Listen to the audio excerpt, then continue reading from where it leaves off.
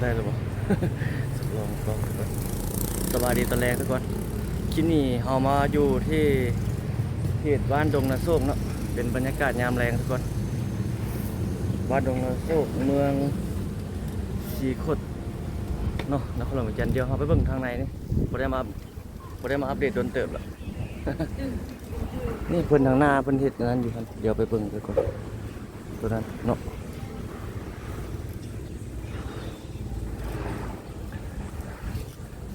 เขาเจ้าโอ้ตัวนั้นมันโตจากตึกตัวที่เป็นพับหั่นเนาะตัวที่เพิ่นเฮ็ดสูงขึ้นท่านอ๋อโตจากจุดนั้นได้ทุกคนน่าจะมีการโตพับมันออกไปอีกเนาะตัวที่เอาถ่ายมุมสูงมาแล้วเห็นนั่นเพิ่นเฮ็ดเป็นโครงเป็นสั้นที่นั่นเองเด้เพิ่นเฮ็ดเป็นด่านฟ้าใส่ถึงหลังคาตัวภัตตาคารตัวนี้แต่ก่อนมันเป็นภัตตาคารเนาะรับจัดงานเลี้ยงงานดองเป็นอย่างจักอย่างนั่นแหละแต่ว่าวันนี้คนจีนเขาเจ้ามาเซาเฮ็ดพับเฮ็ดบาร์นะเฮ็ดเค้กเฮ็ดบาร์เป็นอย่างประมาณนี้ไปนะแล้ววันนี้เขาเจ้าโตโครงตัวนั้นขึ้นวันนี้เห็นบ่ทุกคนโครงเล็กนั่นนะน่าจะเฮ็ดทางถึงเป็นสั้นด้านฟ้าเป็นอย่างเฮ็ดเป็นอันนั้นอีกว่าเดี๋ยวรอติดตามเบิ่งการก่อสร้างของเขาเจ้าเนาะ นี่ตัวนี้น่าจะเป็นโครงการเป็นอย่างเนาะตัวนี้ใหญ่ด้วยตัวนี้ก็ได้อยู่วันนี้นะเป็นท่องแถวหรือจังใดรอติดตามเนาะใหญ่อยู่เด้ดินกว้างตัวนี้หลักๆก็จะเป็นของนายทุนจากสปจีนเท่าไหร่ทุกคนที่เพิ่นเข้ามาเฮ็ดลงทุนอยู่ในจุดนี้ทางในก็มีคอนโดชั้นโตหนึ่งตังอยู่ครับของคนจีนคือกันนี่เพิ่นติดป้ายโฆษณาไว้นี่คอนโดหรูสำหรับค่อยเนาะรายละเอียด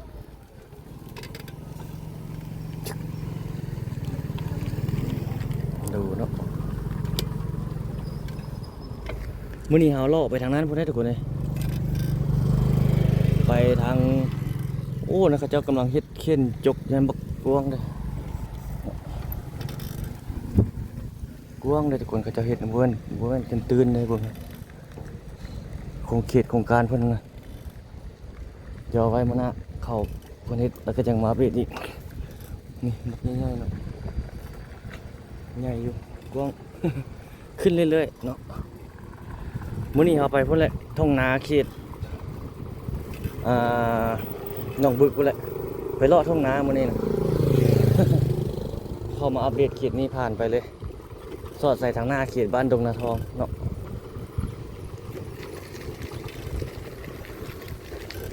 ผมเป็นดงนาทองทุกคนหนองบัวทองดงเนาะดงนาทองอยู่ทางขี่รถเมล์ไซเหนือพุ่นอันนี้เอามาโดนเติบแล้วเนาะเอามาสุดนึงอันนี้ถ้าเป็นปูทางคอนกรีตเข้ามาแล้วดีแล้วนี่โอ้เบะ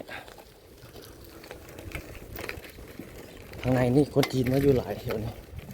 ห้องแถวอพาร์ตเมนต์อยู่ข้างในนี่มีส่วนหลายเป็นคนจีนอยู่เศร้าแล้วก็คนลาวเขาอยู่น้ำก็มีปะปนเข้าไป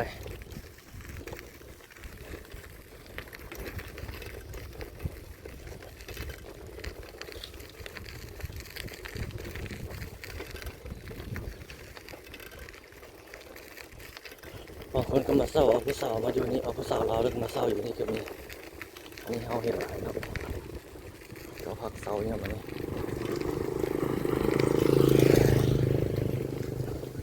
จุดอพาร์ตเมนต์คือเส้นใหญ่หลายห้องอยู่100 ปลายกว่าห้องอยู่ในห้องแถว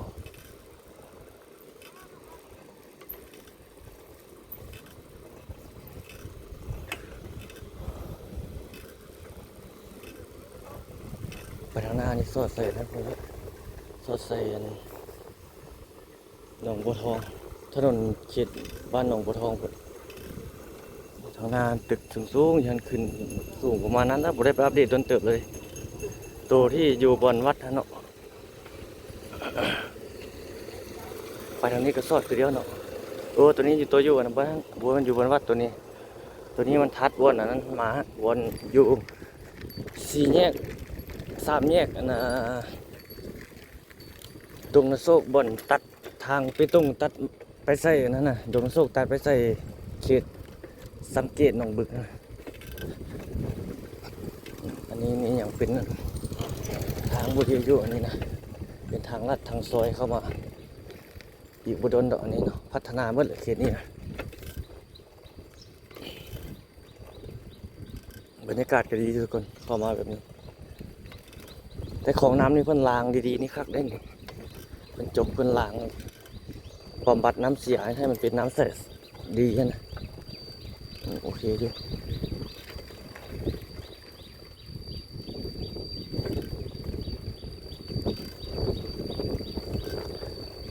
อึ๊บได้ยินเสียงนกร้องอีกคืออยู่บ้านเฮาเลยมาเห็น มันมีป่าเลยแล้วก็ได้ยินเสียงนกร้องอีกวันนี้ป่าอยู่บ้านเฮาเลยเยอะเวียงจันทร์ยามแรงเนาะอัปเดตไปเรื่อยๆให้ทุกท่านได้เบิ่งได้ชมเมื่อวานนี้เราเข้าไปทางในเมืองเมื่อวานนี้เข้าไปทางเขตเมืองจันทบุรีจนฮอดเขตเมืองไสเสถาพุ่นผ่าน3เมือง เมืองศรีโคตบองเมืองจันทบุรีแล้วก็เมืองเมืองศรีสัตนานำแล้วก็เมืองไสเสถา4เมืองเมื่อวานนี้เขาผ่านไปอัปเดตเบิ่งหลายบอลอยู่เนาะสนามกีฬาเจ้านวงศ์ตลาดโคดินแล้วก็เขตบึงท่าหลวงแล้วก็ถนนท่าหลวงเมื่อวานนี้เนาะเขตเป็นบอลสนามกอล์ฟเขาก็ไปถ่ายแต่ก่อนเขาเล่าว่าเป็นเฮ็ดตึกแฝด จริงๆประเทศสนามกอล์ฟเนาะหัวทุกคนนอนนี่งัวในเมืองนี่ยันจะกินนั่นถุงยางหลายพวกน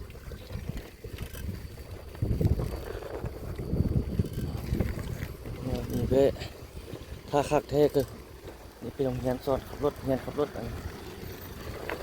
ถ้าคักแท้ก็มีแต่นั้นพุ่นแหละงัวบ้านนอกบ้านนาเป็ดเป้กับบ้านนอกบ้านนาเขาพุ่นแหละมันจึงอันกินหญ้าธรรมชาติเนาะในเมืองนี่เอาแต่มันอยากกินเลยมีหลายอันหลายสิ่งหลายอย่างพวกหน้ามันงับเลยสิ่งที่มันกินได้เนาะสิ่งที่กินบ่ได้ก็บ่กิน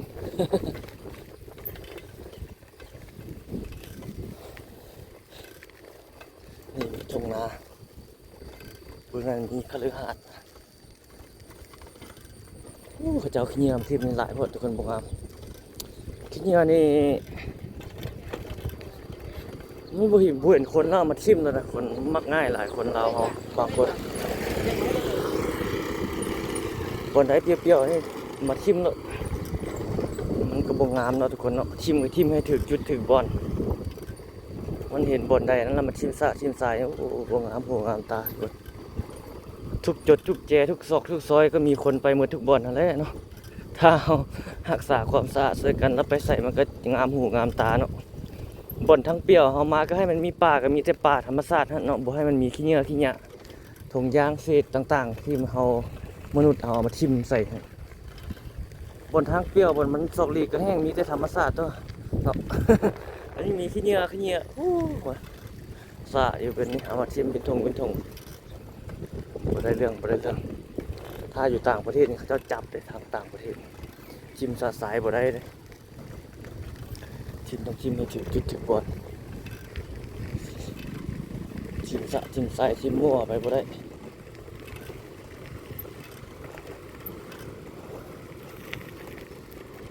ไปเลาะทุ่งนามื้อนี้ทุกคนเลย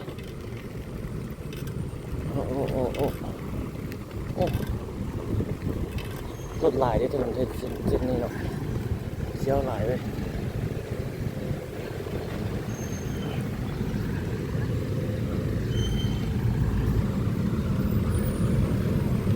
โอ้จุดนี้ผักอันนี้เต็มเลยผักตบอ่ะเต็มคลองน้ำเลยรถหลายเลยเลิกการมา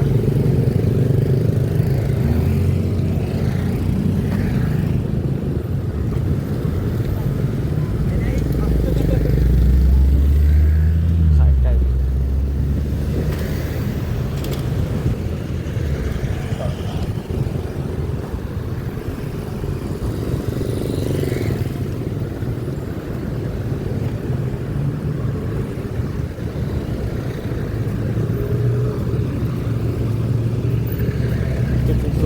จีนมาเศร้าอยู่แล้ว3 ชั้นเนาะไงคนจีนมาเศร้าอยู่เศร้าเฮ็ดธุรกิจเพราะอย่างเขาที่ข้ามทางไปพวกนั้นได้แบบ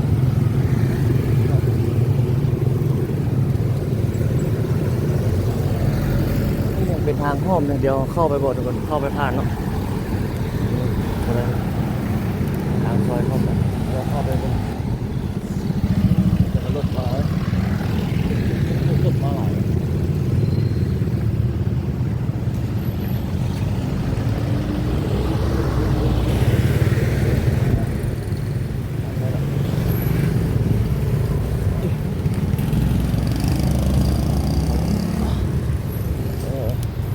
น่าจะปวดตันหรอก ตันแล้วยิ่งค่อยว่ากันทุกคนเข้าห้อมแบบนี้มันได้บรรยากาศดีนะเห็นภาพสดๆแบบบ้านๆปุตันที่บอกเพราะว่าสิตัน เลาะหมู่บ้านเลยเลาะทุ่งนาเลยเนาะโอ้ตันเลยตันเนาะตัน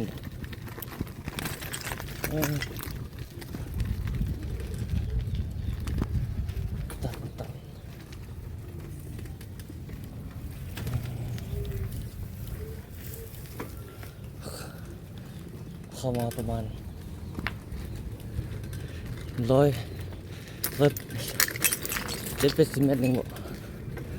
ตันซ้ำ มันว่าประธานสุขความท่านตันก่อนละ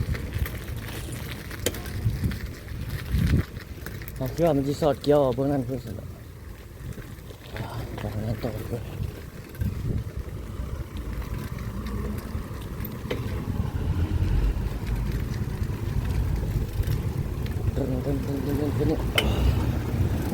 เดินออกมาทางเราโอ้รถสายเนาะเดินรถจักรรถแรงเพื่อนกันหลายโมงเลิกการนะโมง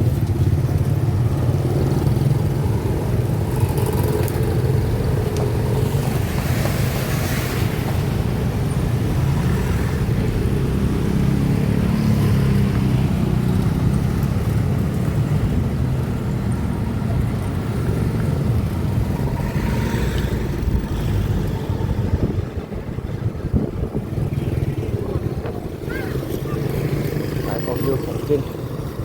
ตามเส้นทางนะเข้า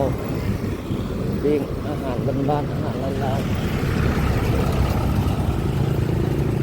ชิ้นหมูคนนี้เนาะ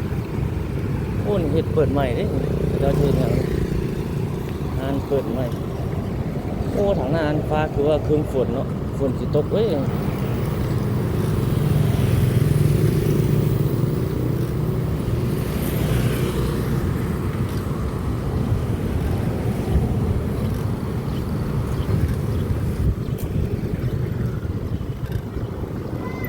เขาจะไปเลาะทุ่งนาเขตหนองบึกว่าไหนมันนี่ก็มันจะขายที่บิ๊กเอ็มผมไม่ได้ซื้อลองเบิ่งเนาะ เบิ่งทรงแซ่บเลยดูจาก2-3 ไม้งามเล็ก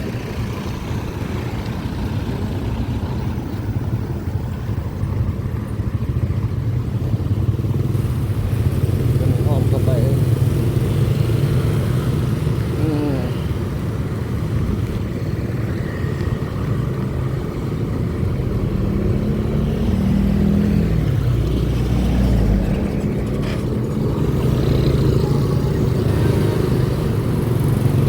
จะขี่ฟุตบาทขึ้นขี่ก็ได้ครับ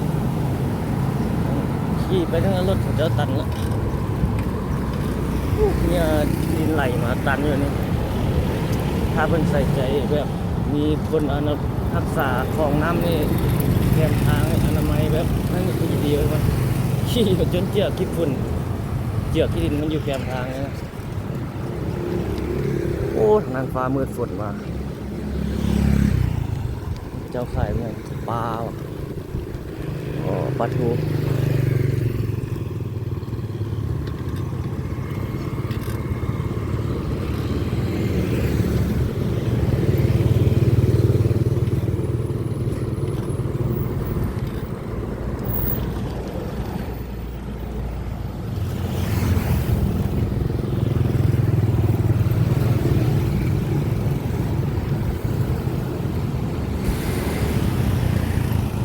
ายดินและตึกตัวนี้เลยบอก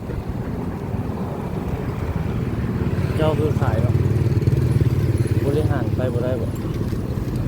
ติดขายแล้ว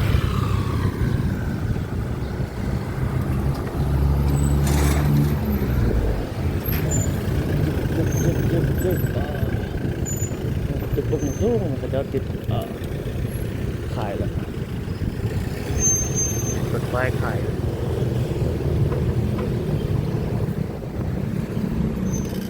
รถหลายเนาะลัดไปทางนี้ได้บ่ ได้อยู่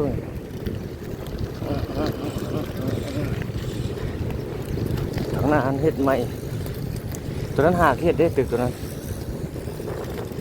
แต่ว่าตึกตัวนี้เฮ็ดโดนแล้วเจ้ามันติดป้ายขาย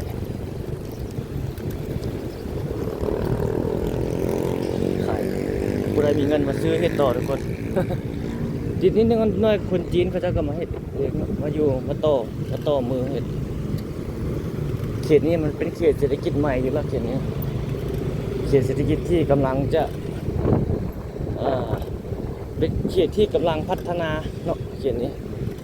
จากทุ่งนากลายเป็นเขตเศรษฐกิจของนักลงทุนจากจีนหลายเขตนี้นะเต็มเลยแหละสองข้างทางในเบื้องทางเบื้องนั้นแล้วก็เบื้องทางเบื้องที่เอาสัญจรอยู่นี่มันเขตโครงการเขตห้างค้าบริษัทของคนจีนหมดส่วนหลาย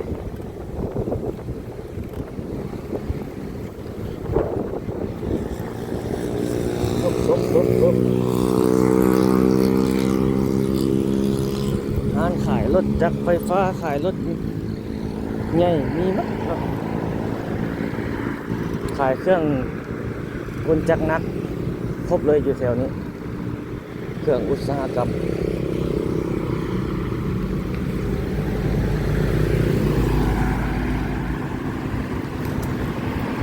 วันนี้เขาปั่นออกมาทางนี้เนาะให้บรรดาท่านได้ดูอัปเดตเรื่อยๆไปจนฮอดเขตทุ่งนาไปแล้ว ไปรอบเบิ่งทุ่งนาคนเวียงจันทร์จะเป็นจังไดรอรุ่นต่อไปว่าเพิ่นเฮ็ดจังไดปักดำจังไดฮะโอ้กำแพงกำลังดูหลาเนาะเป็นกำแพงไว้แบบนี้ใช้หินป้องแบบนี้เนาะบางเงินเฮ็ดบางนั้นเพิ่นเฮ็ดตันปึกเลยเบื้องนั้นทุกคนเขาเจ้าขายเครื่องครบสุดเลยเครื่องขุดจักรหนักเครื่องปั่นฟอกปั่นไฟนี่ยังจะมีส่วนหลายจะเป็นสินค้าที่เพิ่นนำเข้ามาจากสปป.จีนเป็นส่วนหลายแต่ราคาแพงได้บ่ได้ว่าแม่นราคาที่ถูกได้มาจากจีนอยู่ โอ้วันนี้เพิ่นเอามานัดมาขาย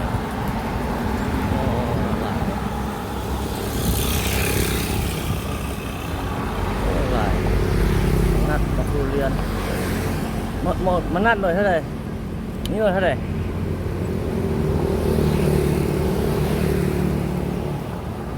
บ้านหน่วยทั้งหน่วยเท่าไหร่ตัวนี้40ตัวนี้50โอ้แพงเลยเนาะเป็นพันน้ำเหลืองเลย นี่เหรอหวานเนาะหวานส้มอ่ะหวานเนาะอ๋อขากลับก็ โอ้หน่วยพวกใหญ่เนาะอันนี้เป็นมะนัดครับเนี่ยอ๋อมานัดผ่าเมืองใช่ปะเป็นทางของสัตว์ โอ้ขันไปทางผ่าเมืองนี่อยู่ตามแคมทางเป็นกองเลยเนาะ ยามมันเด็ดยามมันเนาะเด็ดขากลับก็ออกอะไรก็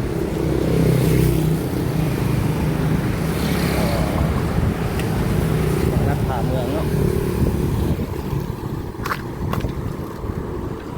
โอ้40-50ก็ได้มันตึกอยู่แล้วก็ทางห้อมเข้าไปก็ได้เข้าไปห้องข้างในมีคนจีนอาศัยอยู่เศร้าเงินอยู่ด้านในหลายอยู่เขาเคยไปนำคนจีนเท่านึงเนาะเขาเจ้ามาเศร้าเงินอยู่โอ้บางนัดผ่าเมืองเนาะโอ้ถ้ากลับบ้านนี่เขาเจ้าขายอยู่ทางแคมทางที่ผ่าเมืองหลายกองหนึ่ง35,000 4-5 หน่วยเท่าไหร่50,000นี่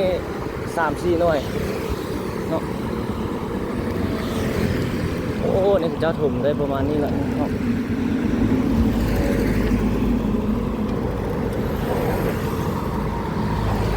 อันนี้กำลังถมเอามามันเจอคนถมอันนี้คนป่าไว้ประมาณนี้ น่าจะรอท่าดินหมด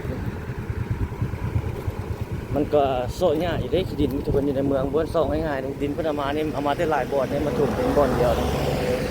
อยู่ทั้งสีแดงสีขาวสีดินดากดินอย่างคนเดียวเนาะเพราะว่าเอามาได้หลายบ่อนนี่บ่เป็นดินเอามาได้บ่อนเดียวเด้บ่เป็นจุกเอาบ่อนเดียวมาถมเลยแล้วมีเอามาได้หลายบ่อนหลายจุด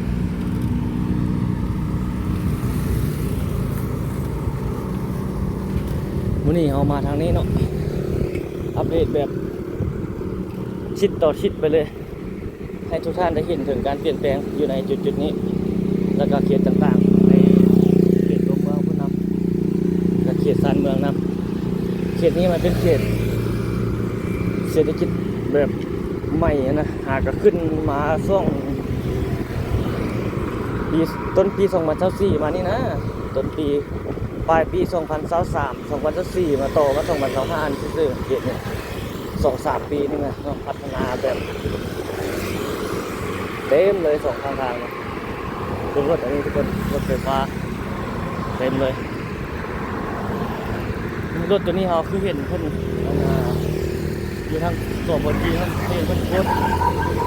โคตรแบบนี้ก็แบบล้มละลายเนี่ยประมาณนี้ต้นมาเขาประเทศต้นทางน่าจะมีมันอย่างไรเนาะเขาเห็นหลายคนก็น่าจะมีการเซเนาะว่าเงินหลังนั้นเพื่อแซมาแล้วก็เห็นหน้าคนหลายคนน่าจะเห็นว่าเงินหลังนั้นแล้วหลายแล้วดิเริ่มเห็นเป็นแบบงามๆแล้ว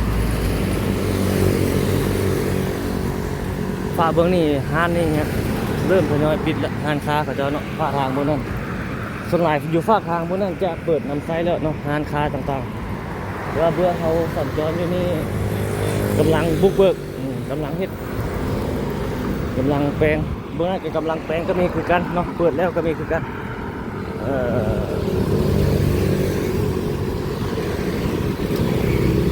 คนลาวเขามาเฮ็ดเวียกเหตุการณ์น้ำพระเจ้านี่ก็หลายทุกคนโอ้ยมันน้อยๆเลย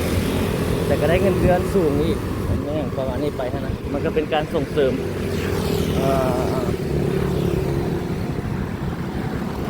ในงานเราเขาไปนำแต่คือเขาว่าแหละอยากให้เรียนจบครั้งนี้เนาะจบหลักสูตรวิชาชีพครั้งนี้แล้วมาเฮ็ดนำเพิ่นงานฝ่ายที่เกี่ยวข้องฮะมันจะเป็นการดีมันจะได้ค่าตอบแทนสูงเนาะถ้าเฮาเรียนโมต้นมัธยมนี่ยังบ่จบแล้วออกมาค่าแฮงจะถูกเนาะเพราะว่าจะได้เป็นเว้นว่าเป็นคนให้งานทั่วไปเนาะบ่เป็นให้งานแบบจบวิชาชีพมาจะได้น้อยได้เงินน้อยเนาะบ่เฮาจะเว้าแบบนี้เอาโอ้เท่าไหร่แล้วทะลึ่งหักเนาะบางคนรวยโอ้เบื้องนั้นฝนมืดมาทุกคนเลยมันสิตกอีหลีแล้ว จุดนี้ก็สำเร็จไปหลายแล้วคืบหน้าไปหลายแล้วนี่เอามามันนั่นยังไม่ได้หลายกว่านี้เลยโครงเหล็กตัวนี้ยาวมากคุณละดีนี่เป็นการก่อสร้างของพระเจ้าเข้ามาลงทุนในทางบริษัทต่างๆหลายขึ้นเขตนี้กำลังเป็นเขตเข้ามาพัฒนาเป็นเขตเศรษฐกิจใหม่ในเวียงจันทร์เป็นเขตสานเมืองในเวียงจันทร์ในตอนนี้ในอนาคตก็จะเป็นเขตใจเมืองกลางเมืองเวียงจันทร์นั่นแหละคือเราโพสต์คลิปผ่านไปฮะเนาะว่าแผนการเรื่องวิสัยทัศน์การขยายตัวเมืองนครหลวงจันทร์นะเพิ่นจะมีขยายออกไปหลายจุดหลายบอนอยู่คือเขตเมืองไซธานีหลายท่านน่าจะเห็นเนาะลงไปทางดงมะคายนะก็จะมีไปตั้งตึกหรือว่าสำนักงานรัฐอยู่รุ่นหลายแล้วอยู่แถวนั้นอยู่ทางดงมะคายอยู่ทางเมืองไซธานีสำนักงานห้องการรัฐก็จะย้ายออกไปอยู่เขตนั้นเป็นส่วนหลายแล้วเพราะว่าเขตนั้นกำลังจะกลายเป็นเขตตัวเมืองในอนาคตนะคนวางเป้าไว้แบบนั้นนะขยายไปเรื่อยๆเขตในเมืองนี่ก็เป็นเขตการค้าเนาะเขตตัวเมืองเวียงจันทร์ในปัจจุบันนี้นะเขตค้าขายเขตเข้ามาเฮ็ดมาสร้างของนักธุรกิจนักลงทุนต่างๆก็ว่ากันไปฝ ฟ้ามืดพวกเราทุกคน บัดกลับนี่ฝนสิบ่หามเฮาบ่เนาะทางตัวนี้บ่ว่าไปสอดใส่เดี๋ยวมื้อหน้าดีค่อยเข้าไปเพราะเฮาว่าสิเข้าหลายเทื่อแล้วตอนนี้กับตัวนี้เข้าไปไหนนี่ให้ไปถึงจุดที่เราจะไปกันก่อนทุ่งนาวันเลาะทุ่งนานี่มันเป้าหมายของเรานะ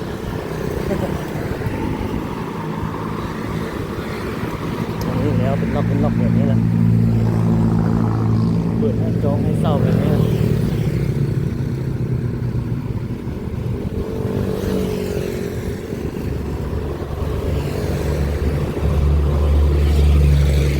โอ้ฝนมืดแห้งได้ทางนั้นทุกคนตกหลายเลยเบิ่งมันมืดครึ้มมาผมเป็นหยังครับต้องย่านฝนเอาลูกสาวนาอยู่แล้ว ลุยต่อไปฝนตกมาแล้วบ่ไปบ่ได้เลยย่านฝนย่านฟ้าย่านฝนบ่ได้ทุกคนหรอกเขาหากินน้ำนั่นนี่งานให้น้ำนาดิข้างหลังกว้างออกไปพุ่นอีกเลยทุกคนเพราะมันมีชุดกันท่านี่ข้างหลังยังมีโซนกว้างออกไปพุ่นอีก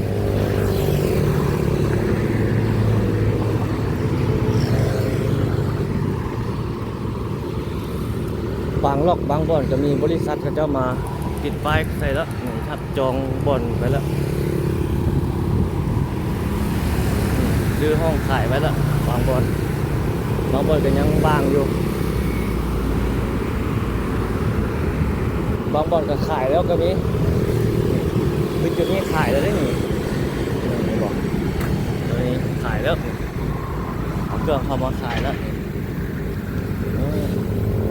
หาเงินจริงคนจีนเนี่ยน้องก็เจ้าเลยตัวนี้เฮ็ดเจ้าก็เฮ็ดค่อยก็เฮ็ดแข่งเดียวนะเจ้าวางโทษครับ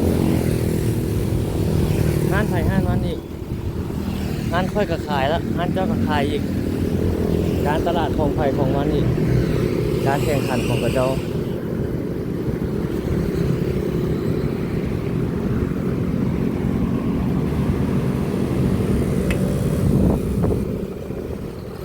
เขาเจ้าเอาการค้าขายเป็นหลักเนาะเอาธุรกิจเป็นหลักจริงๆเอาเศรษฐกิจเป็นหลักคนละเมืองเขาเจ้าหลายคนละเมืองคนจีน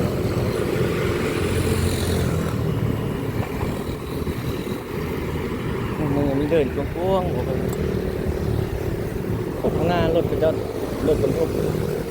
ตลาดจีนไหลจีนให้โอ้ทางนั้นบนฟ้ามืดฝนมาแล้วแดงเหมือนทุกคนเห็นบ่เบื้องนั้นเต็มเขตเศรษฐกิจคนจีนเข้ามาค้าขายในบ้านเฮาเมืองเฮานับมือนับหลายเบื้องพระเจ้าเครื่องมาลงเต็มรถเต็มตู้คอนเทนเนอร์มาเลยข้างหลังมีโซนแบบนั้นอีกเนี่ยเดี๋ยว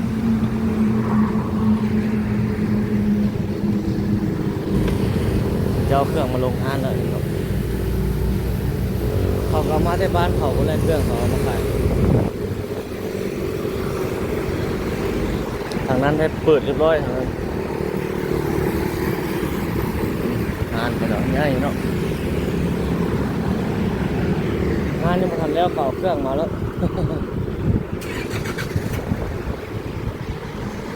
จริงค้าขายเก่งจริงเดี๋ยวเขาเข้าไปทางนี้เนาะเข้าเป็นนักซอดเอาทุ่งนาทางด้านนั้นวัดนี่เขาเข้ามานี่เป็นวัดเข้าไปทางหน้าเป็นวัดโค้งนี่วัดโค้งเล็กของเจ้าเห็ดมันต้นทุนมันไม่สูงเนาะเห็ดแบบนี้เนาะทุกคนโค้งเล็กหรือก็สังกะสีแอมแบบนี้ยาวนี่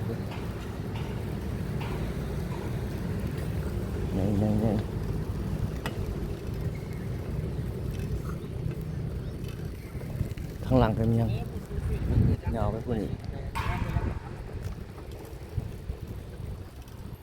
นี่ก็โดนแหละดวงว่างนี่ โอ้ดอกไม้นี่งามเลยกดไปต่อเบื้องหลังเขาฝนมืดแต่มันจะมาฮอดหรือบ่รอติดตาม ว่ามันค่อยๆจางๆได้แล้วเนาะเอาเบิ่งเจ้าโพนั่นมันฮอดตะแคงอย่างเดียวแล้วแหละ จัดให้อย่างเนาะยันฝนยันน้ำบุรีน้ำก็อยู่บ่ได้เดี๋ยวนี้ถมใหม่เด้โอ้เย็นดีฟ้าลมพัดมาเขตเศรษฐกิจใหม่ในเวียงจันทน์อันนี้นะมีทางดีแล้วนี่ไปตรงเข้ามาอย่างดีอันนั้นเป็นเงินเขาเจ้าเลยมีหนองมีน้ำเนาะโอ้สุดยอดเลย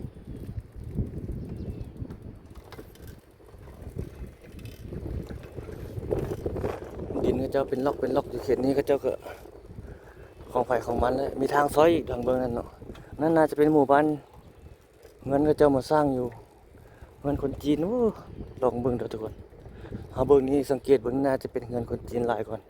ถ้าเป็นเงินคนลาวนี่จะบ่เป็นแบบนี้หรอกนี่จะเป็นอันนั้นนี่สร้างเครื่องขอเจ้าได้เบิ่งเอามาเมื่อนั้นกำลังอันนั้นอยู่กำลังขุดนั่นอยู่นี่มาเห็นโครงแบบนี้แหละ เบิ่งสายฝนอยู่เบื้องนั้นทุกคนมันจะหอดเอาบ่เนาะมาเลาะทุ่งนาเจอฝนวันนี้โอ้คักอยู่ เลาะนาฝนตกอยู่ไหนมีโรงแรมสูงเลยมีเคนยกอยู่นะมีตึกอาคารสูงแต่บ่ว่ามันหยังรอติดตามต่อไปบัด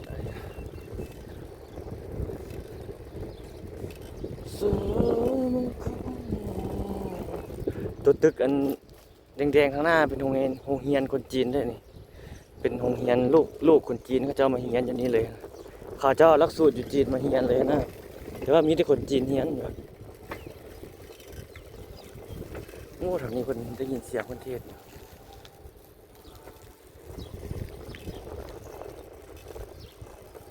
พ่อแม่เขาเจ้ามาค้าขายอยู่ลาวแล้วก็บ่มีเวลา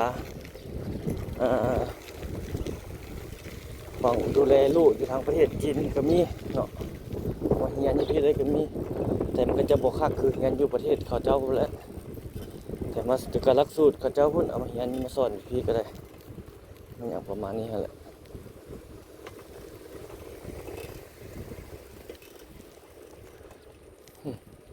เส้นทางขึ้นนี่เขาจะไปสอดใส่พุ่นทุกคน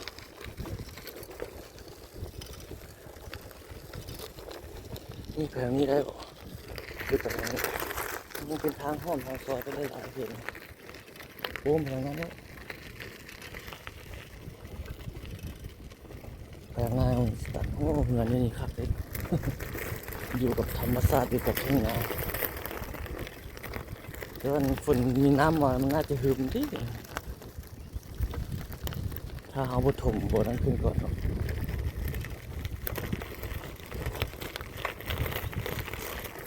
ตาปูทางไว้เป็นแล้วแบบนี้ทุกคนมันจะเป็นเขตดินพระเจ้าเลยจัดสรรแบบขายเป็นรอบทางพระเจ้าก็ดินหินอันนี้มาทอดใส่ขี่รถเท้าตีนน้อยไปพระเจ้าปากหลักเป็นไม้เป็นบ่อนไงเจ้าของดินนี่คือจีรวยแหละแต่อันนี้มันบ่ได้เป็นท้องนาแล้วได้ต่อไปมันจะเป็นเขตอะไรโอ้ฝนนั้นแจ้งแล้วบนทันนี่คืมขึ้นทางสูงๆแล้วแบบนี้ โอ้นี่มีน้ำประปาข้างในก่อนเพราะว่าน้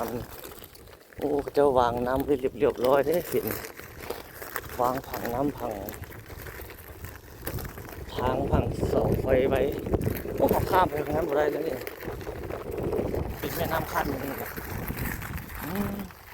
เขาจะสอดไปใส่พุ่น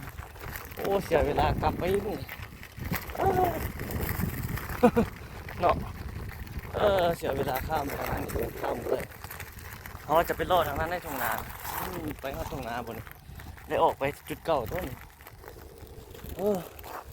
นี่เป็นแม่น้ำคันอยู่นี่เนาะเขาคิดว่ามันจะสอดออกไปคนใดนะ เป็นแม่น้ำคันอยู่นี่ไปบ่ได้แล้วทุกคนมีปลาอยู่ได้ไงได้ออกไปคืนแล้ว ได้โอมไปทางนั้นเป็นโตเลยแบบนี้ อ่าลอยน้ำข้ามไปบ่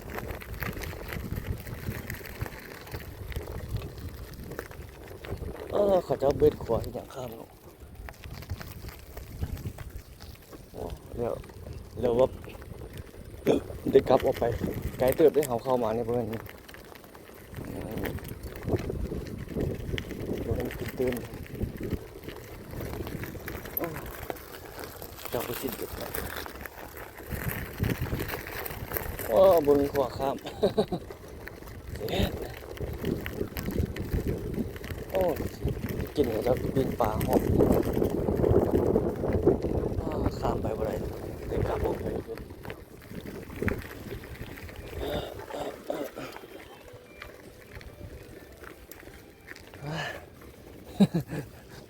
นมีแม่น้ำคันเดี๋ยวแบบออกไปขึ้น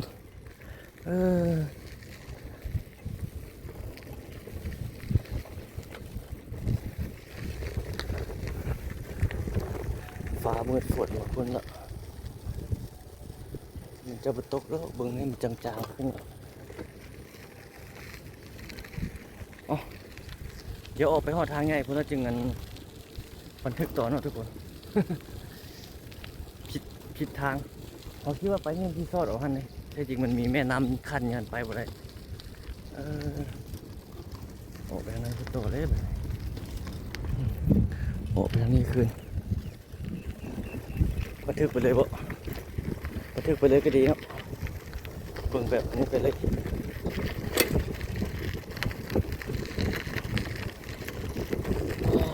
โอ้เย็นดีขนาดอายุ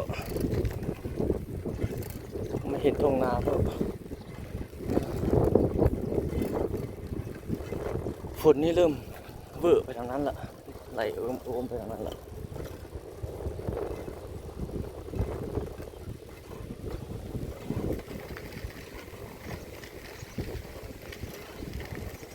มันได้ยินเสียงคนเทศอยู่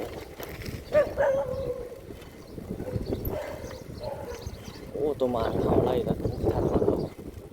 มันน่าจะแล่นมาตึ๊บมาเสียงมันก็สดวันนี้แหละตัวมาเป็นเลี้ยงหมาอยู่ในวัดมันออกมาลัดว่าร้องมึงออกมากับลัดกับดักเขาอย่างนี้บอกอ๋อโบหมาเนาะ คิดว่าซิมานี่หลายๆ4-5 ตัว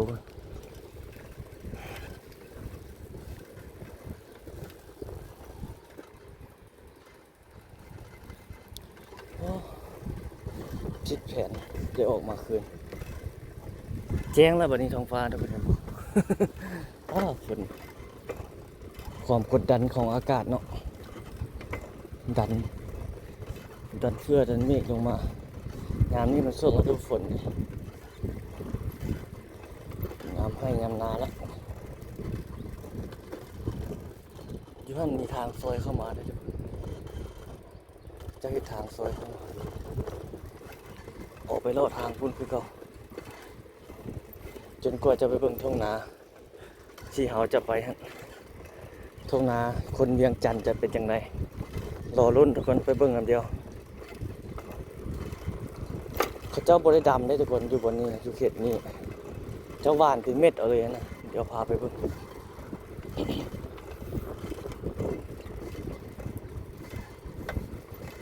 โอ้เมฆเพื่อดำตึ๊กเบื่อไหลไปทางนั้นพุ่นละไหล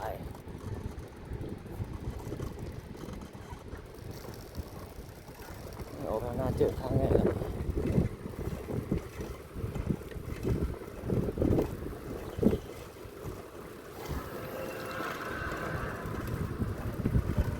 เบิ่งคลิปเฮาแต่ละเทื่อนี่เป็นแบบยาวๆเลยนะทุกคน เบิ่งแบบเรียวไทม์เลยเรียวไทม์เนาะเรียวไทม์ว่าเรียวไทม์บ่ถือเรียวไทม์แม่นบ่ทุกคนถือบ่เรียวไทม์บ่ได้ตัดต่อดอกคลิปของเฮาบ่ได้ตัดต่อหลายสลายจะเห็นแบบภาพสดๆบรรยากาศสดๆเลยบ่ได้ปรุงแต่งขึ้นต่อไปเยอะสอดใส่ทางไงล่ะไปต่อบ้านนี้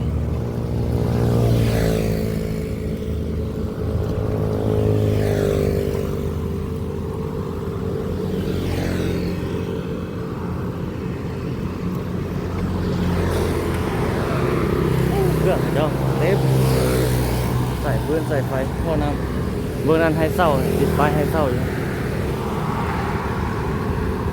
ท่อน้ำบ่อนี่ทุกคน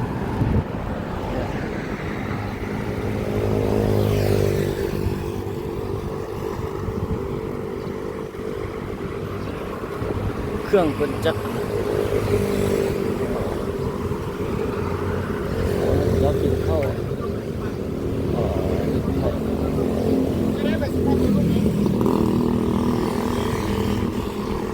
รถไฟฟ้าโอ้รถอันนี้บ้านเขากำลังสร้างสาพัฒนาเอาเครื่องอันนี้เข้ามาหลายๆไม่ได้ขายเลยใช่ไหมไม่ได้ขายได้เนาะเพราะว่าบ้านเขากำลังแบบกำลังจะพัฒนาแบบมีบ่อนสร้างบ่อนซาหลายๆนะคืออยู่ประเทศที่เป็นพัฒนาแล้วเอาไปขายไม่ได้ขายหรอก เนาะเอาเพิ่นบุญเพิ่นสร้างบ่อนซาเนี่ยมันสิได้ขายจังได๋บ้านเฮาแล้วนายทุนกำลังลังไหลเข้ามาสร้างมาสร้างก็เป็นการตลาดที่ดีอย่างนั้น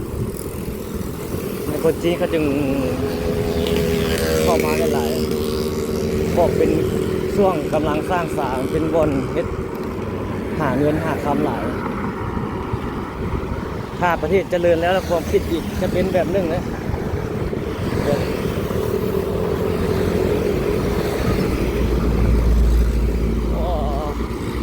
ทางหน้าได้หลายแล้วตัวนี้ก็ได้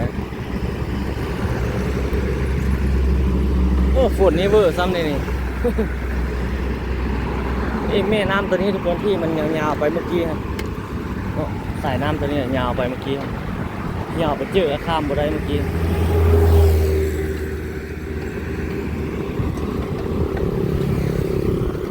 ถ้าพี่เขาว่าจะข้ามไปแต่ว่ามันคิดว่ามันจะข้ามไปได้ที่จริงไปบ่ได้ต้องเลยออกมาทางนี้คือเก่า จุ๊บซุ่มไปโอ้รถนายขาดไปเมื่อกี้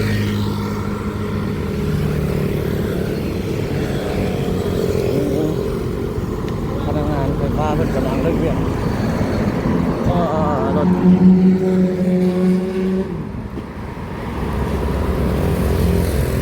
ซึ่ง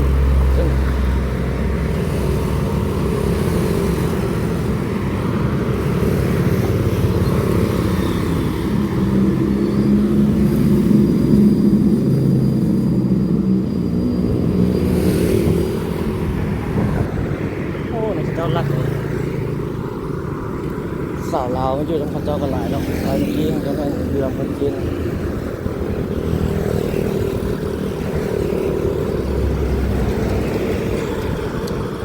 ตึกรวมขวมือเขานี่เป็นไฟฟ้าสาขาตรงนั้นโซ่สาขาตรงนั้นส่งลงบึ้งเลย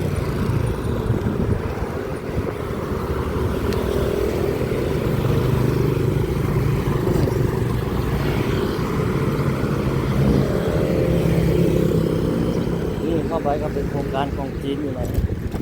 เคยเข้าไปที่1-2 เทื่อนี่แหละคลิปนี้อาจจะไปเบิ่งท้องนาทางหน้าฮะ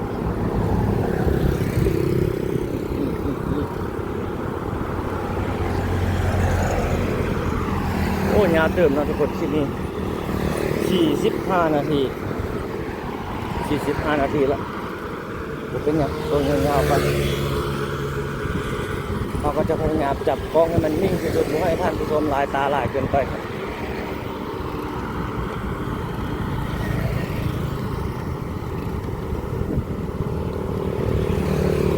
ี่ทางในเป็นโรงเรียนก่อนโรงเรียนโอ้โหโรงเรียนแม่ละโรงเรียนอนุบาลประถมมัธยมสมบูรณ์กุยชิ่งเอาว่าเมื่อกี้เป็นโรงแรมโรงแรมเป็นโรงเรียนของคนจีนโอ้นี่พระเจ้าเห็ดหลายกำลังเห็ดออกมากำลังเห็ดเป็นบ่อนทานคือกันนะครับ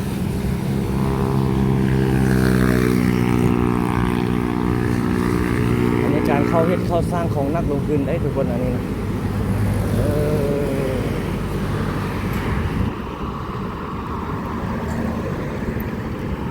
บรรยากาศเนาะการสร้าง พัฒนามื้อหน้าเดี๋ยวจะไปอัปเดตเส้นทางตัวที่เพิ่นเฮ็ดใหม่นะเบตงอยู่ทางถนนสีทองนะเขตบ้านดงนาทองนะเฮ็ดได้หลายแล้วบ่จนนั้นเพิ่นเฮ็ดเฮาทะเบียนเพิ่นนึกว่าเฮาจะเฮ็ดเฮาคิดว่าเพิ่นจะเฮ็ดตลอดสายเลยตลอดสายถนนสีทองนะแต่เพิ่นเฮ็ดแต่ไข่อันสี่แยก3แยกทาง13เหนือเนาะ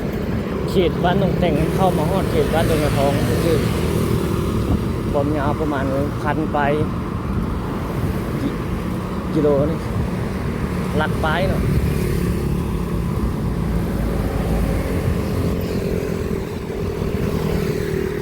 หลักไปบอกเลยว่าเนี่ยประมาณนี้จืดละเอียดเลย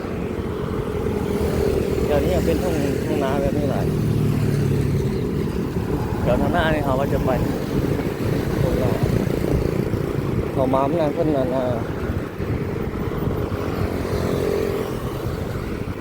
หวานเข้าหวานอย่างใส่แล้วเดี๋ยวมันนี่มาอัปเดตเบิ่งนะ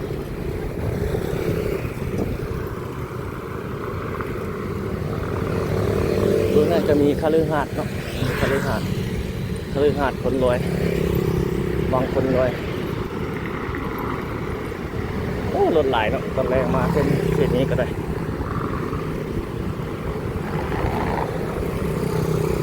หนองพญาดงนาทองหนองบึก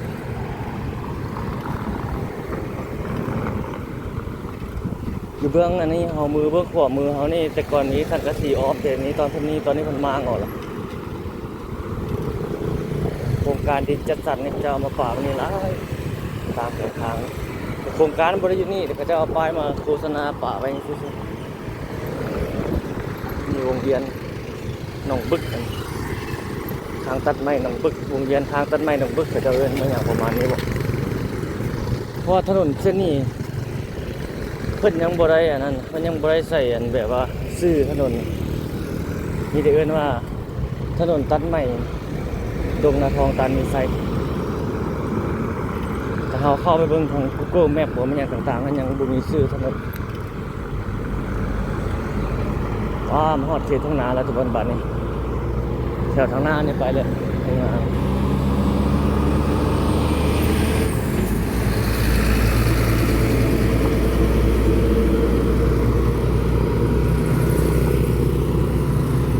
นี่ทุ่งนาเนาะอันนี้ทุ่งนาเด้เป็นทุ่งหญ้าเด้ทุกคนเลย นี่ตัวนี้ยังบ่ทันเฮ็ดนะตัวถัดไปเฮ็ดนะโอ้มีบัวมันน้ำนี่นะมีปลาได้เขตนี้นะตอนนี้น้ำยามมันมีน้ำมาจักมันมาได้ใส่กับบูฮูคือกันงงแต่ว่าตอนน้ำแรงนี่ตอนแรงนี่เขาเบิ่งจะเป็นแบบนี้แหละเป็นแถวนี้มันไม่ได้มีหนองแบบนั้นแต่มันตกแล้วมันน้ำน่าจะมาน้ำแม่น้ำเราเห็นเมื่อกี้อะไรนะจะปลานี่มันบนใดไปได้บวนไปได้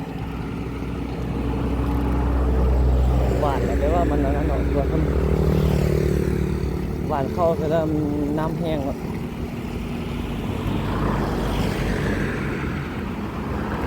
เดี๋ยวเพิ่นติดไฟให้เศร้า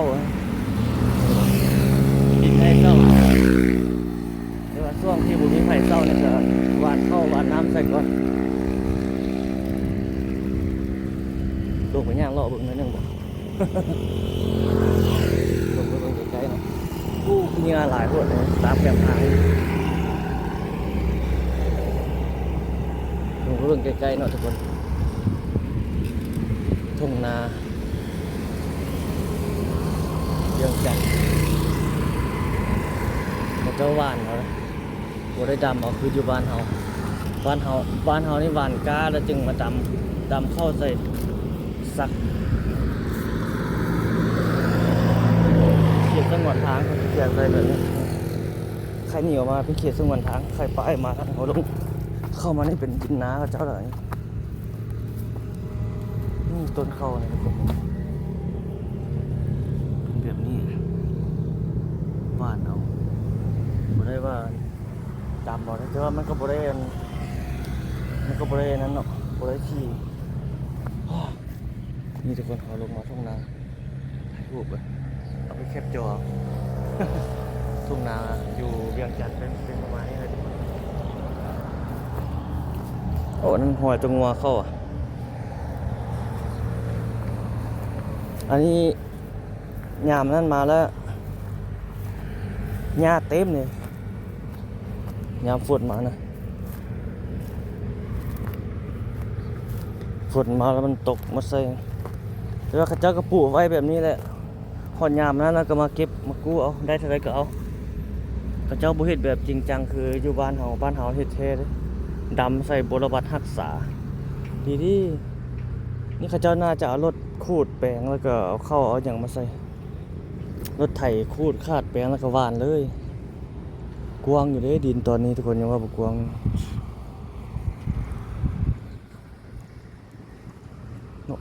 ขายนี่ดินนี่บ่เป็นได้น้อยๆเลยนี่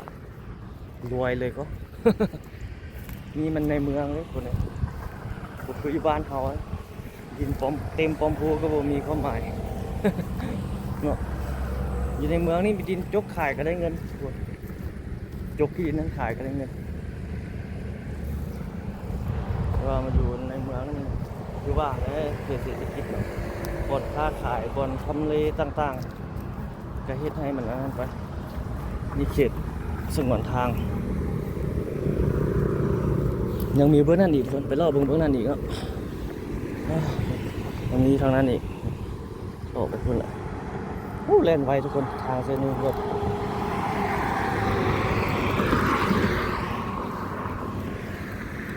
ไปจวดๆรถ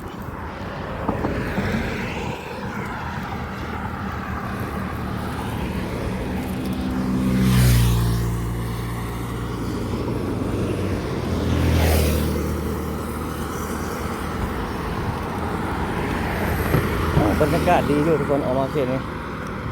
จะว่าช่วงนี้รถมันหลายนิดนึงมันก็บดีมันเสียงรถแล่นไว้หลายรถหลายมลพิษก็หลาย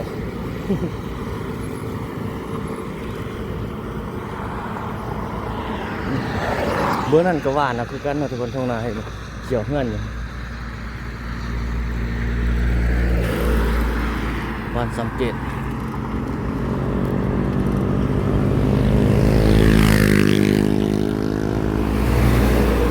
บ้านสังเกตนี่ยังขึ้นกับเ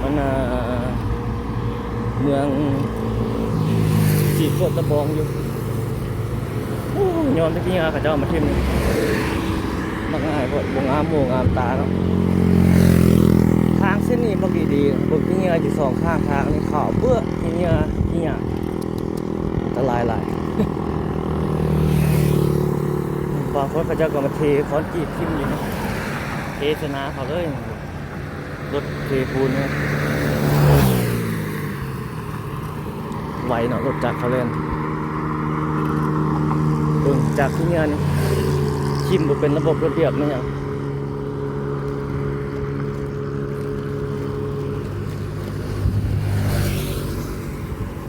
ทุ่งนานี่ทุกคนเห็นบ่โอ้ถ้ามันบ่มีที่เนี่ยนี่วิวงามตัวสองข้างทางนี่เนาะทุกคนมันบอกทางก็บักดีๆแบบนี้บวกกับใส่ทงให้ทงนาอีกอันนี้มาแล้วชีงาทงยางเต็มซะนี่เป็นโรงเรียนตึกศิลปะ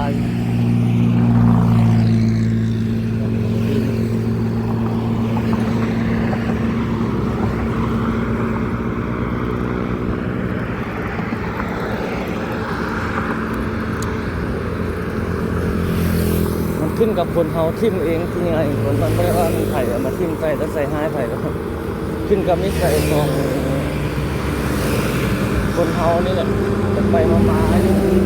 มาพูดที่สัญจรไปมาอยู่เขตนี้เองทิ่มใส่แล้วตัวเองก็เที่ยวเองเห็นเอง โอ้นี่ทางอะไรโอ้มีหนองน้ำนี่เนาะโอ้ทางนั้นมีควายทุกคนเลี้ยงไว้นี่บนนี่เลยเขาว่ามันจะสอดมานะจริงมันไม่ได้สอดมาแล้วมันเป็นตันมีแม่น้ำลัดอยู่เขาคิดว่าจะสอดออกมานี่เมื่อกี้เขาไปเบื้องนั้นปล่อยทุกคนหลายเนาะ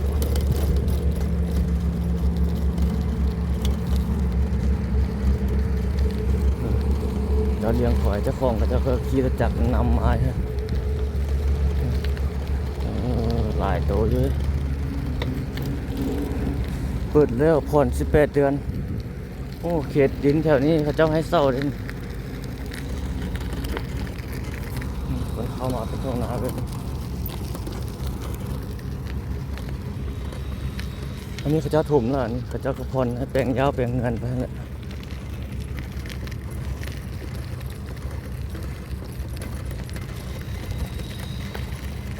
ข้างหน้านี่มันบริษัทคนจีนที่มาเจ้าเห็ด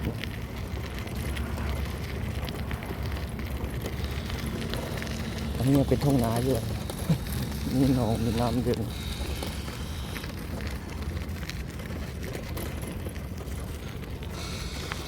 ข้างหน้ากำลังเห็ดกำลังแปลงเนาะสองชั้นนี่คือว่าเป็นหันใหญ่ดิ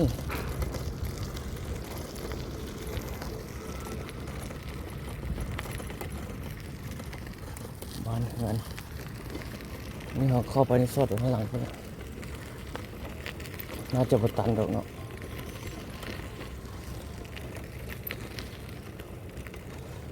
ห้านเนาะโอ้เป็นสั่งเครื่องเขาเจ้าเรียกสั่งเครื่องของคนจีนนะคุณเนาะตัวนี้เป็นเฮือนตัวนี้2 ชั้น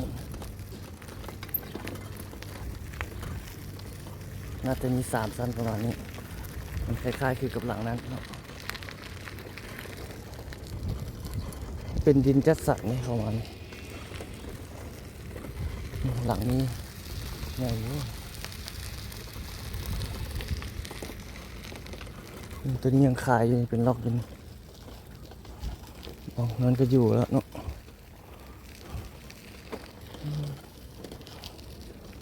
บอกเงินก็แปลงเรียบร้อยอยู่เรียบร้อยโอ้หลังนี้คักเนาะที่ทุ่งนาพี่3 ชั้นหลังนี้ยังว่างอยู่ตรงนี้นี่กำลังเฮ็ดอันโอ้ติดภาษาจีนบังกึ่งเหรออันนี้น่าจะเป็นของคนจีนเมื่อก่อนหลังนี้ก็จะอยู่แล้ว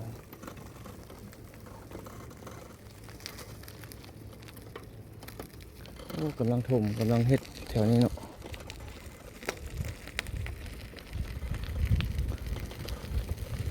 เป็นเขตดินแบบจัดสรรขายอันนี้เป็นล็อกเป็นล็อกอ๋อไปต่อทุกคน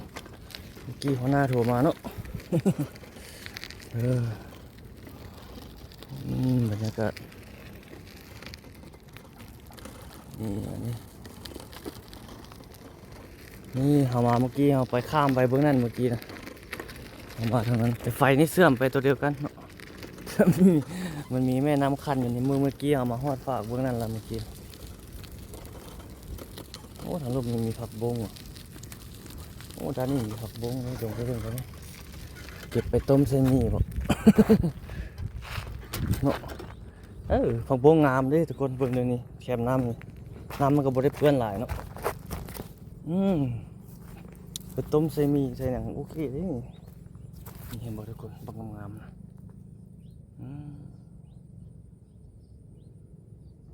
เก็บตั้งกล้องก่อน ตั้งไว้ใส่วะตั้งนี้เนาะได้บ่เก็บผักทุกคนได้อยู่บ่ได้อยู่ไ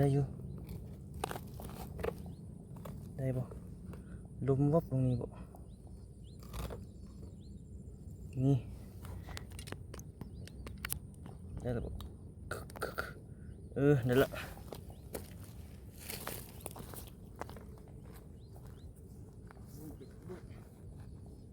งามเลยทุกคนโอ้ต้มเส้นนี่ยั่วนี่คือเลย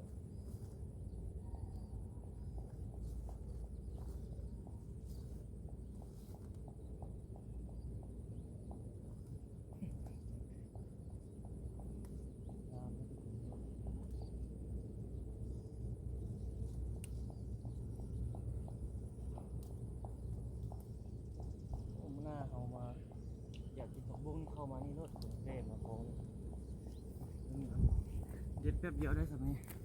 เนาะเดี๋ยวเอากล้องไปเบิ่งไกลๆเจอได้บ่เดี๋ยวมาเบิ่งไกลๆนี่งามเห็นบ่นี่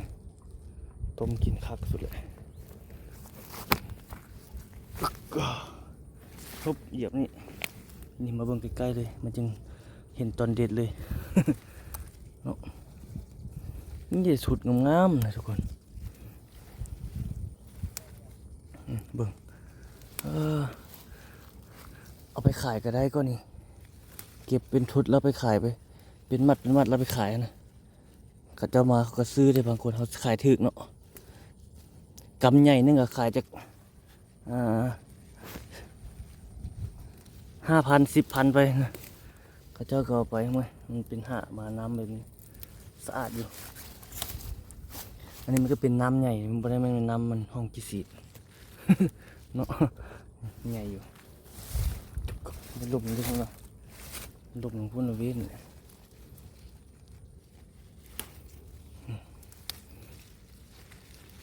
เป็ดคั่วใส่คั่วผักบุ้งไฟแดงทุกคน งามดีเว้ยต้มเซมีคักสุด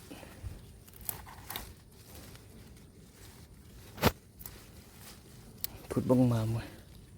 โอ้พูดนะดังเสียงปัดเสียบเลยไปเก็บผักบุ้งไฟแดง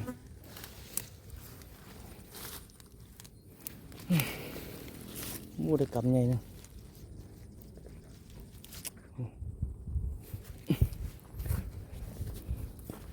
มาทางนี้ลงนี่ตัวนี้มีน้ำเดี๋ยวเรามาพี่จับนี้ละโอ้มีแต่บนเมื่อกี้นะเอาง่ายอันนี้มันจะอันนั้นละมันจะอันกลมอันเนี้ยเดี๋ยวแถวนี้มันทุดใหญ่ดีเว้ย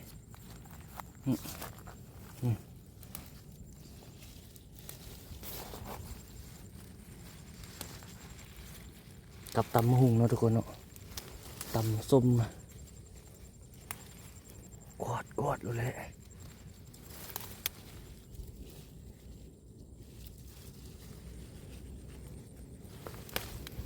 จะเห็นห้อยคนมาเด็ดอยู่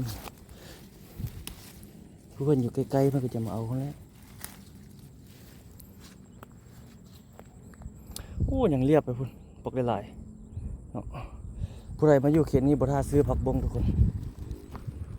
อย่าผักบงไฟแดงเลยมาเอาอีนี่รถพุ่นเขาได้กำบักใหญ่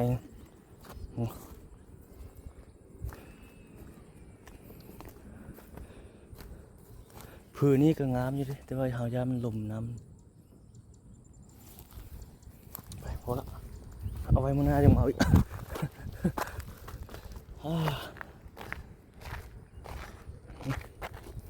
ใส่ให้ไปเลยทุกพอดีเต็มแล้วเป็นล้างเส้นน้ำเกลือคักๆเลยก็ลุยเลยโอ้มือจะมียางเลยไปต่อ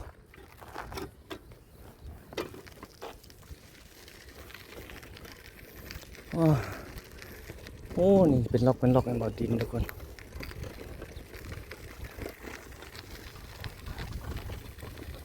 แต่ครับวงไปกับนี่เนาะ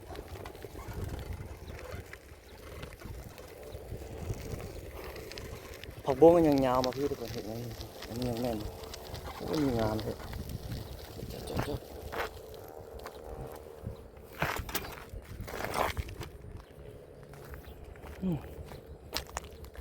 นี่งามเลยงามแล้วจะเด็ดโอ้นี่งามเท่นี่เห็นบ่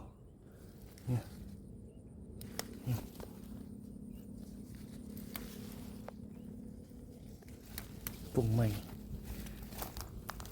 แห้งเด็ดแห้งปุ่งว่าตัวนั้นหักอันนี้แห้งเต๋วโอ้ตัวนี้ครอบงามก่อนบนเมื่อกี้เลย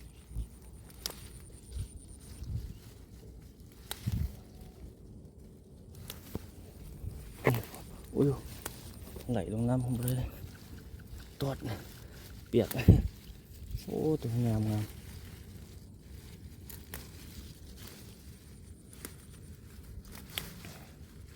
บุราไปตลาดทุกคนขี่รถจักรมาแถวนี้เลยขี่รถจักรไปหิมเอาแถวนี้เลย ตลาดเขากระเจ้ายังบ่ปวดอันนั้นเด้บางเทื่อเขาก็เอาแถวนี้ไปขายก็มี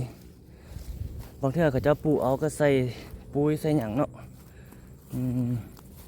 อันนี้ปลอดสารพิษเด้เนี่ยธรรมศาสตร์เด้นี่ธรรมศาสตร์เท่ๆเข็มน้ำเข็มหนองเข็มบึงนี่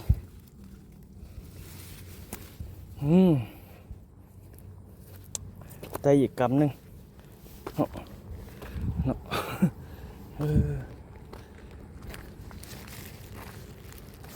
โอ้เต็มแล้วก็นี่เขาเนี่ยได้อยู่ได้2-3 คาบไปเลยนี่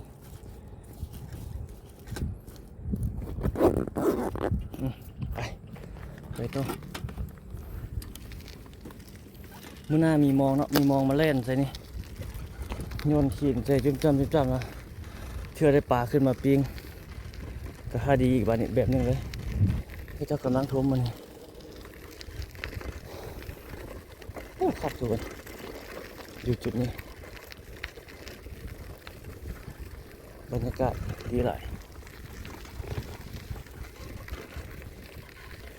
มันพุตันที่ทาง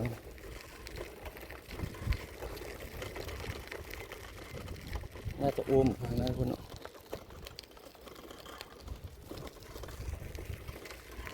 เลาะทุ่งนาเดือนจันทร์ทุกคนเลยโอ้นั่นงูข้ามน้ำแป๊บไปงูปลาโอ้นี่ตันแล้วเลยดูว่ายังไปโตเห็นได้นี่ก็เจ้าเห็ดเป็นข่ายเป็นล็อกเข้ามาทุกคนจะไปโซดออกทางบันไดเพิ่งออกไปทางใดไปนี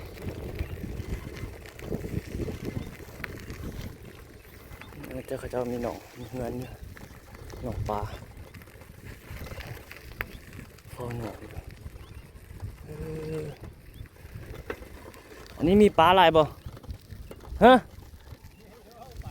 มาโอ้ยบอลเนี่ยใส่มองแล้ว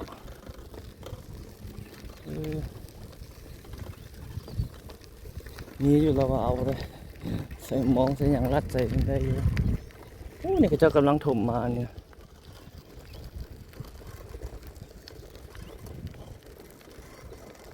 เรียบน้ำไปเลยโอ้กวางดีทุกคนดินตัวนี้เนาะไปทางไหนดีทุกคนทางนี้สิกูไปคนอีกอย่างนี้แม่น้ำลัดมันนี่เจ้าใส่ท่อฮะโอ้นี่อยู่แบบนี้ถมใหม่ด้วยเนาะโอ้บรรยากาศดีทุกคนเข้ามาเย็น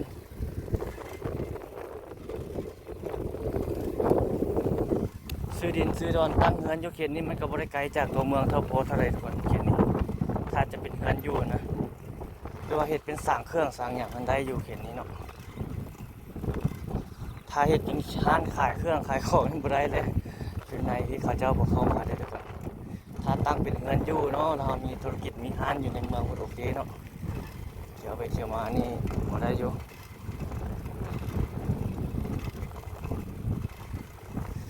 ถมใหม่เขตนี้บุกเบิกใหม่จากทุ่งนา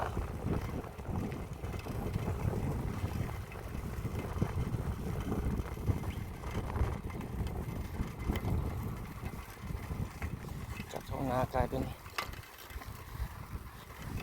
ตัวเมืองในอนาคตเขตนี้นะข้างหน้าทางดีเลยผ่านไปนี่ทุ่งนาเป็นหวานเข้าซักเข้าเลยโอ้เขาจะเศร้าแล้วทีเลาะทุ่งนาได้ไหม ทางหน้านี่มันตันแล้ววันนี้นะ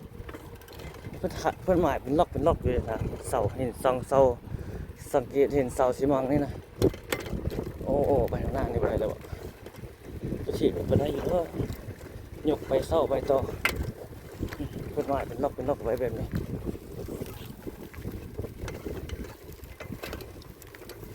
มีแม่น้ำคันอยู่แบบนี้ ฝั่งนั้นฝั่งนี้นี่ก็เป็นทางดีเลยอันนี้นะในอนาคตจะเป็นทางรถเข้ามาเลยอันนี้ถ้ามีคนมาอยู่ทางไหนแล้วเพื่อเป็นจะเฮ็ดเป็นทางถมแปลงมาเพื่อมาคือเป็นทางดีเนาะคือจุดนั้นเลยเขาจะเอาไปอยู่แล้วก็แปลงเป็นทางเข้ามาดีๆนี่ก็คือกันโอ้แบ่งขายเป็นล็อกเป็นล็อกนี่ดีทุกคนเนาะอีบรนก็เต็มเลยอันนี้เฮือนบ้านเฮือนนะไปโย่ไปนี่ได้แถวในเมืองพุ่นหมด เนาะทุกคนมาอยู่แถวนี้เพิ่นหมายเป็นล็อกเป็นล็อกซื้อไว้รถแถวนี้นะทุกคนเลยอนาคตวันนี้มันเป็นตัวเมืองแน่นอนอ๋อได้เศร้าแล้ววันนี้นี่ทุกคนเศร้า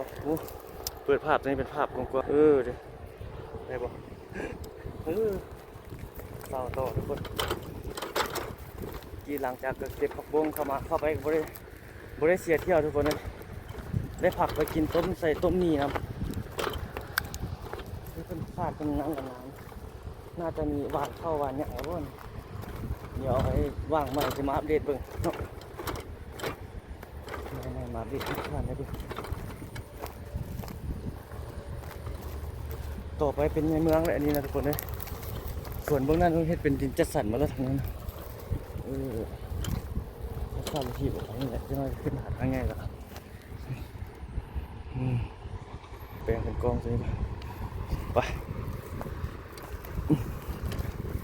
โลทุ่งนาในเวียงจันทร์อันนี้จะเป็นเขตเมืองสีโคตะบองเนาะบ้านซัมเกตเขตเมืองสีโคตะบองนครหลวงเวียงจันทร์โอ้บรรยากาศดีหลายทุกคนเย็นดีโอ้ฝนท่านคืมไปใส่มาแล้วหายมาแล้ว ไปตามลมมาละหายชุบเลยแบบนี้ไม่ได้คืมๆอยู่แบบนี้แหละกี่หมื่นมาคือที่ตกอย่างไงเนี่ยไปเห็ดไปเห็ดมาแล้วหายไปหมดละฟ้าฝนก็ยังบ่แน่นอนเนาะทุกคนดินฟ้าอากาศในชีวิตคนเฮามันจะเป็นน้อยแน่นอนได้จังได ขนาดเห็นก้อนนี่เมฆก้อนเฟื่อฝนมืดครึ้มมามันสิตกมันยังบ่ตกนี่แหละทุกคนเลยทุกอย่างบ่แน่นอนคือสิ่งที่เราเฮ็ดสิ่งที่เราสร้างนั่นแหละสิ่งที่เราสร้างบางอย่างมันก็จะไปบ่ได้ตามเป้าหมายก็มีแต่หลายคนก็เฮ็ดได้ไปได้เนาะน้อยที่จะประสบผลแบบล้มเหลวนะสลายก็จะประสบผลสำเร็จถ้าเราตั้งใจเฮ็ดในสิ่งที่เรามักถ้าเราเรื่องงานต่างๆนะนี่เป็นท่อระบายน้ำของทางถมดินเข้ามานี่ลึกเลยทุกคนถมกายหัวเขาเลยลงมาเด็ดในนี่ริบหัวเลยส่วนสิเพียงคูทางถึงสมวนทางขึ้นขึ้น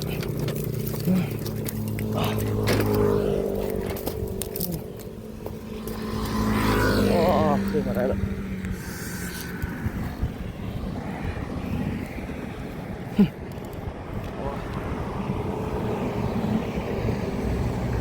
ข้ามทางไปด้วย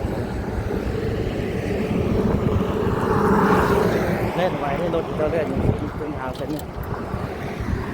80 100มั้ง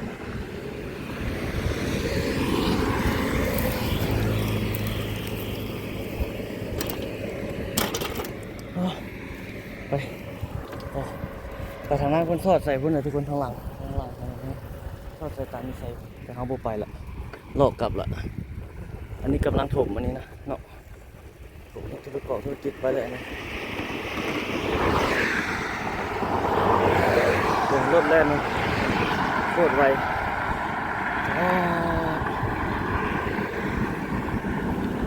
นี่ก็เจ้าหวานเข้ามาแล้ว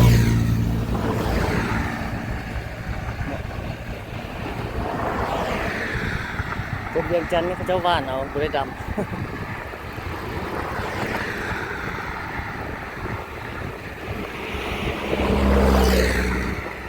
แบบเขาเจ้าเห็ดพอบุทิมดินนะเขาเจ้าเห็ดเนาะ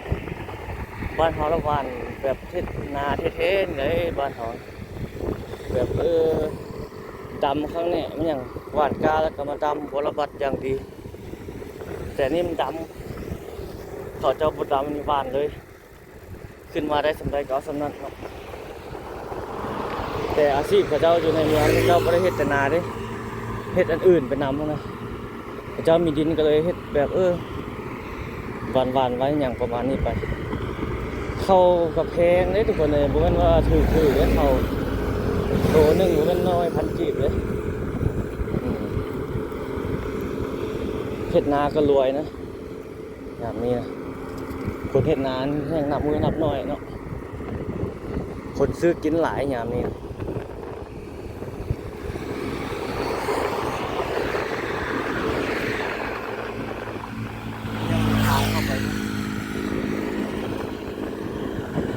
โอ้ยาวสุดกว่านะที่นี่ทุกคนเนาะประมาณนี้บ่ทุกคน ขอบใจทุกท่านที่เข้าติดตามรับชมทุกคนโอ้ต้นเท้าต้นนี้งามไม่อยู่ทุ่งนาเลย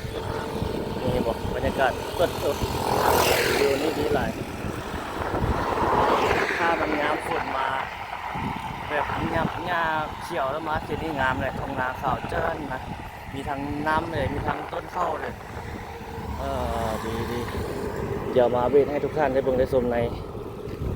ช่วงถัดไปเรื่อยๆเนาะเอาว่าสิปิดแล้วเบิ่งบรรยากาศอีกนิดนึงก่อนซะได้มาแล้วดิถ่ายเบิ่งยาวๆเลยไปถ่ายส่วนพวกนั้นอยู่นี่ติดเดี๋ยวไปเบิ่งนี่มันจะติดแล้วยาวเตือนตัวคลิปนี้ คฤหาสน์เขาเจ้าเบิ่งนั่นไต่ไฟแล้วดิงามเลยโอ้สุดยอดเลยทุกคนบรรยากาศเย็นดีออกมาทุ่งไร่ทุ่งนาแบบนี้นะคืออยู่แถวในเมืองแถวชุมชนในเมืองฮอนเอานอนบุกมีห้องบ่ได้เลยมาบุกวันนี้แล้วเยอะมากเลยคนบอกอ๋องามเลยสุดยอด